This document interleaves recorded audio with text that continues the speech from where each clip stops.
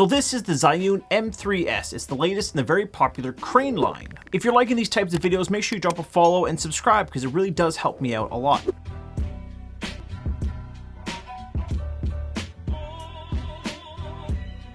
Disclaimer, Zhiyun did send me out the M3S a few weeks ago to make a video on it.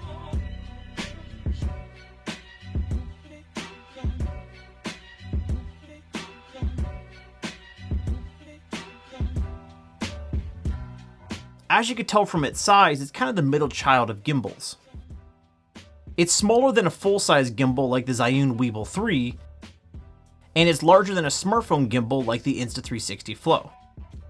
Now, does that mean it could do both jobs of a full-size gimbal and a smartphone gimbal? Well, kinda.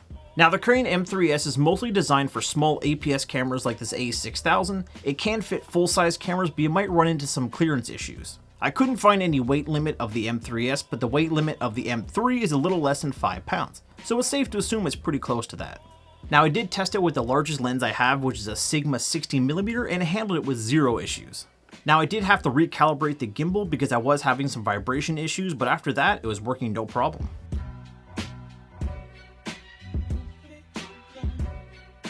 Now, as I said before, the M3S can do both jobs of a full-size and a smartphone gimbal.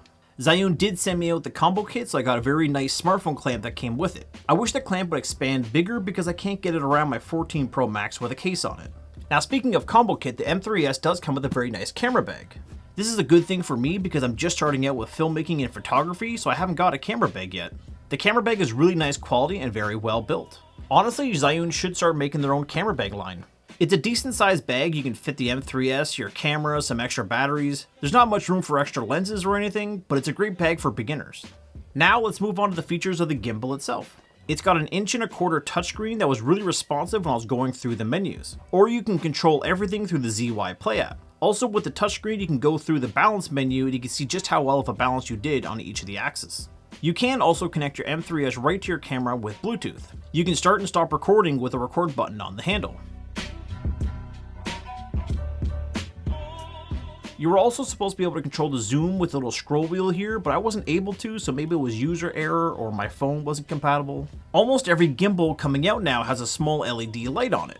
This one has 1K lux brightness with a bicolor, so you can go from 2700K to 5500K. It also comes with colored filters that magnetically stick onto the light, but I kinda lost them. The battery life is about 7.5 hours, but supports fast charging, so you can charge it in about 2 hours. I've seen some people prefer replacement batteries over internal rechargeable batteries. I guess for super long filming sessions, it would be nice to be able to replace the batteries when they get low. Let me know in the comments what side you're on.